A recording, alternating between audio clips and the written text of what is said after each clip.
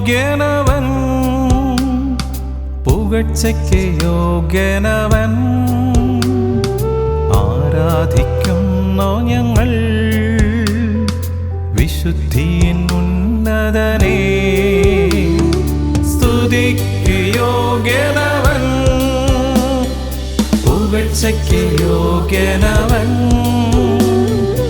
ആരാധിക്കുന്നു ഞങ്ങൾ വിശുദ്ധിയിൻ ഉന്നതനേ. ഹല്ലേലൂയാ മഹത്വം കർത്താദി കർത്താവിന്. ഹല്ലേലൂയാ മഹത്വം രാജാദി രാജാവിന്. ഹല്ലേലൂയാ മഹത്വം കർത്താദി കർത്താവിന്. ഹല്ലേലൂയാ മഹത്വം രാജാദി രാജാവിന്.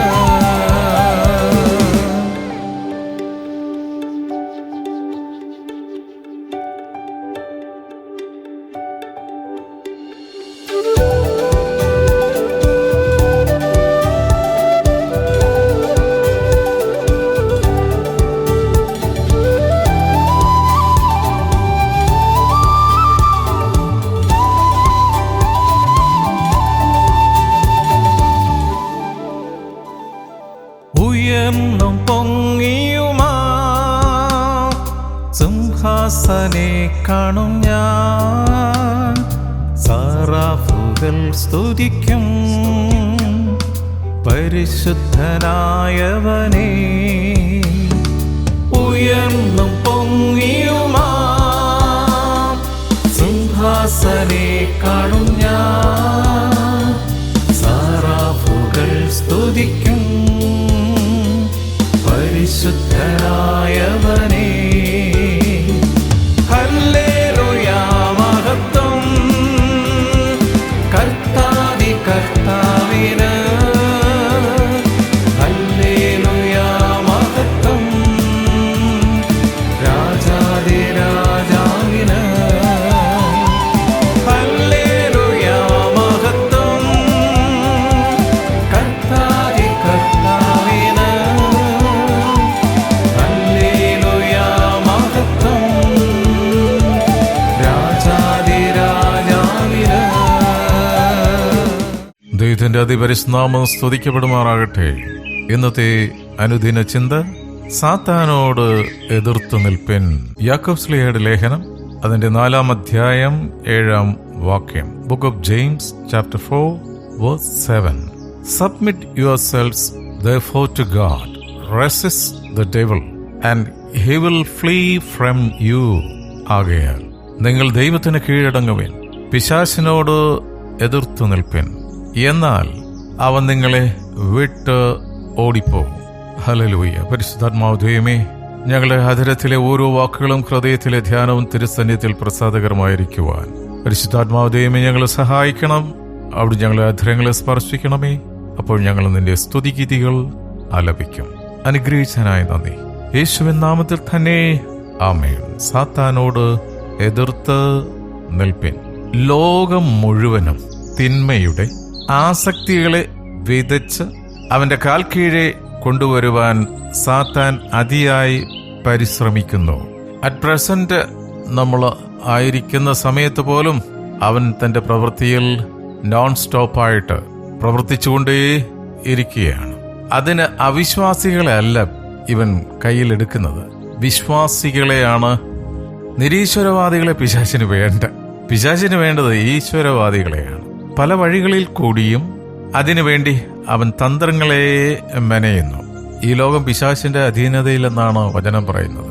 നമ്മൾ ലോകത്തിന് ചുറ്റും നമുക്ക് ചുറ്റും നടക്കുന്ന പല കാര്യങ്ങളെ കണ്ണു തുറന്ന് നോക്കിയാൽ ഇതിന്റെയൊക്കെ പിന്നിൽ പ്രവർത്തിക്കുന്ന ഒരു അന്ധകാര ശക്തി ഉണ്ട് എന്ന് വളരെ വ്യക്തമാണ്. അവന്റെ തന്ത്രങ്ങളെ അറിയാതെ പോയാൽ അത് വലിയ വിപത്തുകൾക്ക് ഇടവരുത്തും. അവിടെയാണ് നമ്മുടെ കർത്താവ് യേശു പറഞ്ഞ തിരുവചനം പ്രത്യേകമായി നമ്മൾ ശ്രദ്ധിക്കേണ്ടത്. ലൂക്കോസിന്റെ സുവിശേഷം 10:19. Luke's Gospel chapter 10 verse 19.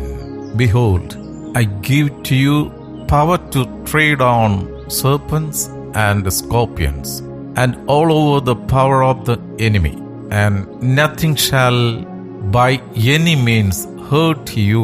പാമ്പുകളെയും തേളുകളെയും ശത്രുവിന്റെ സകല ബലത്തെയും ചവിട്ടുവാൻ ഞാൻ നിങ്ങൾക്ക് അധികാരം തരുന്നു. ഒന്നും നിങ്ങൾക്ക് ഒരിക്കലും ദോഷം വരുത്തുകയില്ല. ആമേൻ. കർത്താവായ യേശു ഈ ഭൂമിയിലായിരിക്കുന്ന നമുക്ക് കർത്താവായ യേശു ക്രിസ്തുവിന്റെ രക്ഷാകര പദ്ധതിയിൽ വിശ്വസിച്ച് കർത്താവിന്റെ വചനപ്രകാരം അവിടുത്തെ പാതകൾ അനുഗമിക്കുന്ന ശിഷ്യർക്ക് കർത്താവ് തന്നിരിക്കുന്ന അധികാരമാണ് പാമ്പുകളെയും തേളുകളെയും ശത്രുവിന്റെ സകല ബലത്തെയും ചവിട്ടുവാൻ അവൻ നിങ്ങൾക്ക് അധികാരം തന്നിരിക്കുന്നു. വിശ്വാസത്തോടെ ഉരുപ്പടി കൂടി ആ അധികാരത്തിൽ ശക്തിപ്പെടുക. പ്രത്യേകം ശ്രദ്ധിക്കാനുള്ളത്, ഈ തിരുവചനം ലിറ്ററലി പലരും എടുത്തിട്ട് പല രാജ്യങ്ങളിലും വിഷപ്പാമ്പിനെ എടുത്തുകൊണ്ട് കൈ പിടിച്ച് ആരാധിക്കുന്ന വ്യക്തികളുണ്ട്. അങ്ങനെ പലയിടത്തും പല സംഭവം നടന്നിട്ടുണ്ട്. ആ പാമ്പിനെ എടുത്തു വെച്ച് ആ ആരാധന ലീഡ് ചെയ്യുന്ന പാസ്റ്ററെ പാമ്പ് കൊത്തി പാസ്റ്റർ അവിടെ തന്നെ ഓൺ ദ സ്പോട്ടിൽ മരിക്കുകയാണ്. കർത്താവ് യേശുക്രിസ്തു വെള്ളത്തിന് മീതെ നടന്നു. അതുപോലെ വെള്ളത്തിന് മീതെ നടക്കാൻ നോക്കിയ മുതലകളുള്ള ഒരു പുഴയിൽ ഒരു പാസ്റ്റർ നടക്കാൻ നോക്കി. അദ്ദേഹത്തെ മുതല വിഴുങ്ങി.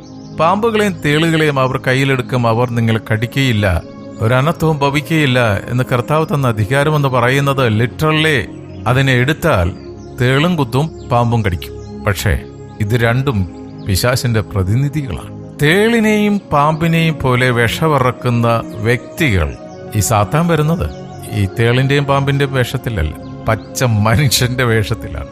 പരിശുദ്ധാത്മാവായ ദൈവത്തെ നമുക്ക് തന്നിട്ടുണ്ട്. പൈശാചികമായ സകല പോരാട്ടത്തിലും ജയം നേടുവാൻ നമ്മെ സഹായിക്കുന്നത് പരിശുദ്ധാത്മാവ് ദൈവമാണ്. ആ ദൈവത്തിന്റെ സാന്നിധ്യം ഇന്ന് കർത്താവിന്റെ ശബ്ദം ശ്രമിച്ചുകൊണ്ടിരിക്കുന്ന ഓരോ മക്കളുടെ കുടുംബത്തിലും വ്യക്തി ബന്ധങ്ങളിലും വ്യക്തി ജീവിതത്തിലും ഉണ്ട്. കർത്താവിന്റെ സാന്നിധ്യം, പരിശുദ്ധാത്മാവ് ദൈവത്തിന്റെ സാന്നിധ്യം നമ്മുടെ കൂടെ ഉണ്ട്.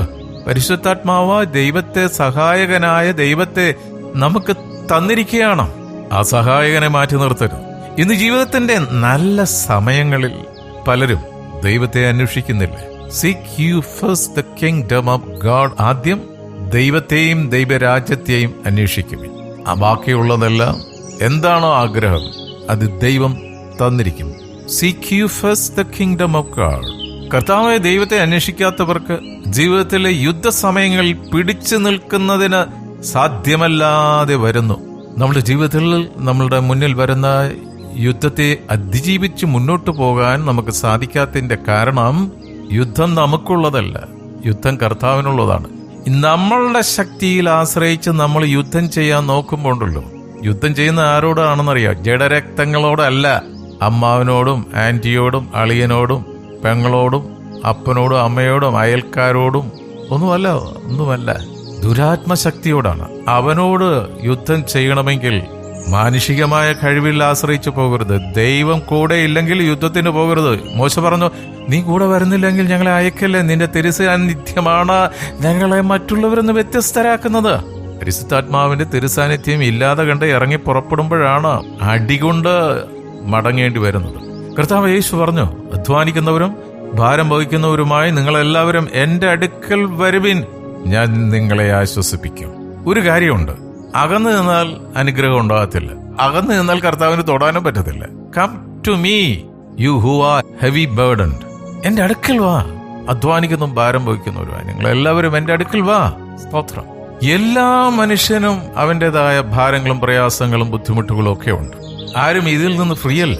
ഇവൻ ധനാട്ടിന് പോലും അവന്റേതായ പ്രയാസങ്ങളും ബുദ്ധിമുട്ടുകളും ഉണ്ട്. ചിലർ പറയാറ്, നിങ്ങൾക്ക് തന്നെ കുറവ്, നിങ്ങൾക്ക് ഒന്നിനും കുറവില്ലല്ലോ, നിങ്ങളെല്ലാത്തിനും മതിയായവരാണല്ലോ, ഞങ്ങളെപ്പോലുള്ളവർക്കൊക്കെ അല്ലേ പ്രയാസങ്ങൾ ഉണ്ടായുള്ളൂ. സ്തോത്രം. ഇന്ത്യ ഗവൺമെന്റിന് ടാക്സ് കൊടുക്കുന്നവനും പ്രയാസമുണ്ട്, കൊടുക്കാത്തവനും പ്രയാസമുണ്ട്. പക്ഷേ ആ ഒരു അവസ്ഥയിൽ, കണ്ടീഷനിൽ ദൈവത്തിൽ നിന്ന് മാറിയിക്കല്ലേ, കർത്താവിന്റെ അടുത്തേക്കല്ലേ. ആശ്വസിപ്പിക്കാൻ ഒരുവന് മാത്രമേ കഴിയുള്ളൂ. സ്തോത്രം. അതിന്റെ ആശ്വാസദായകന കർത്താവിന് മാത്രം. Come closer to Jesus. അതുകൊണ്ട് കർത്താവ് നമ്മളെ വിളിക്കുകയാണ്, come to me and I will give you rest. ഞാൻ നിങ്ങളെ ആശ്വസിപ്പിക്കാം. സ്തോത്രം. ദുസ്സഹമായ വേദനകളിൽ നമ്മൾ അലഞ്ഞു പോകുമ്പോൾ ശരിയായി ഒന്ന് പ്രാർത്ഥിക്കുവാൻ പോലും പറ്റാത്ത സാഹചര്യങ്ങൾ ഉണ്ടാകാറുണ്ട്, ഇല്ലയോ? അപ്രതീക്ഷിതമായ ചില പ്രശ്നങ്ങൾ നമ്മുടെ ജീവിതത്തിൽ കടന്നു വരുമ്പോൾ മാനുഷികമായ ഒരു പതർച്ച പലർക്കും സംഭവിക്കാറുണ്ട്. അത് നമ്മൾ ബൈബിളിലും അങ്ങനെയുള്ള ചില കഥാപാത്രങ്ങളെ കാണാറുണ്ട്. പക്ഷെ അവിടെയൊക്കെ ആ മാനുഷികമായ ബലഹീനതയിൽ അങ്ങനെ ഒതുങ്ങിക്കൂടാനുള്ളവരല്ല നമ്മൾ.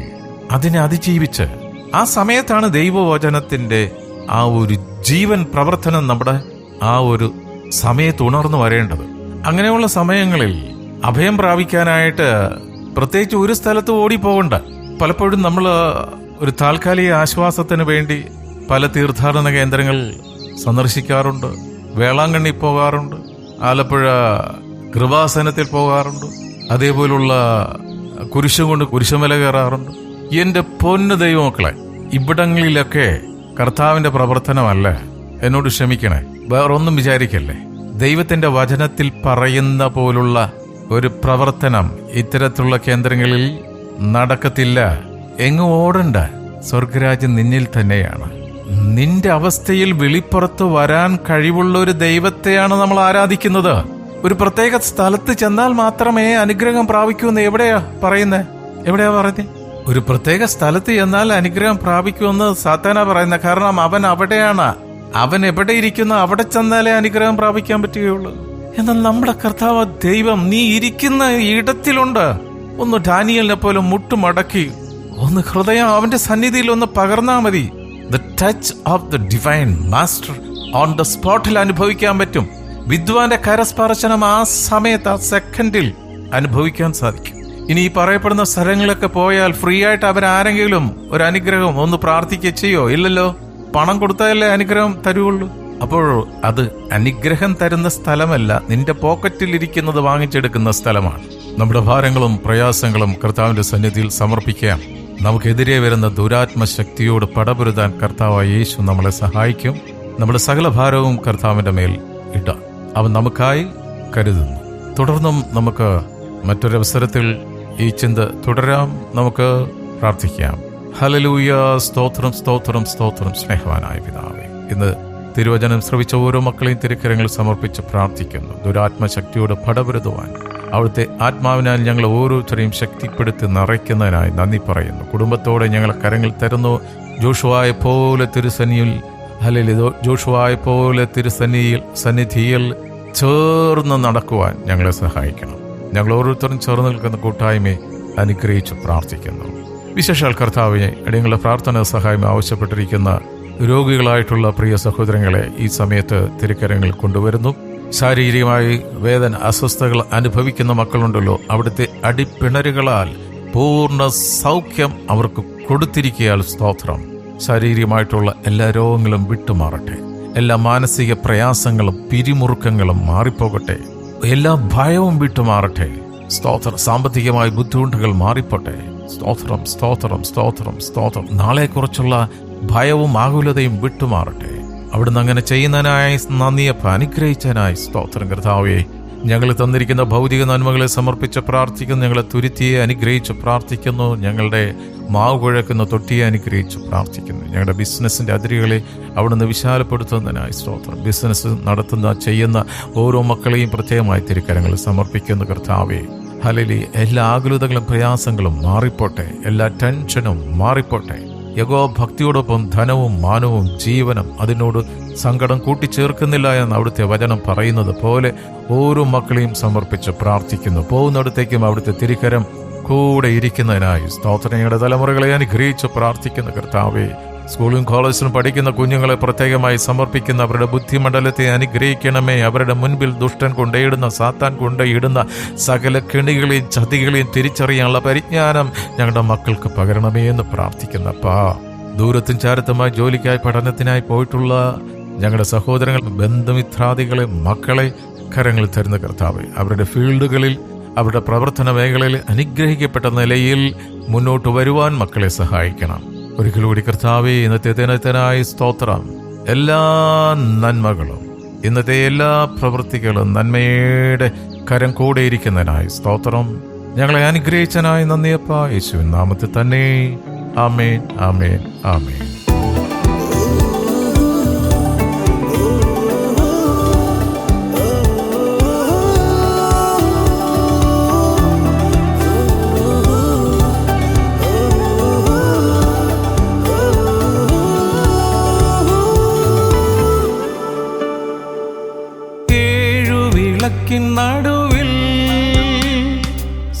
സൂര്യനേക്കാൾ തേജസ്സുള്ളോനേ,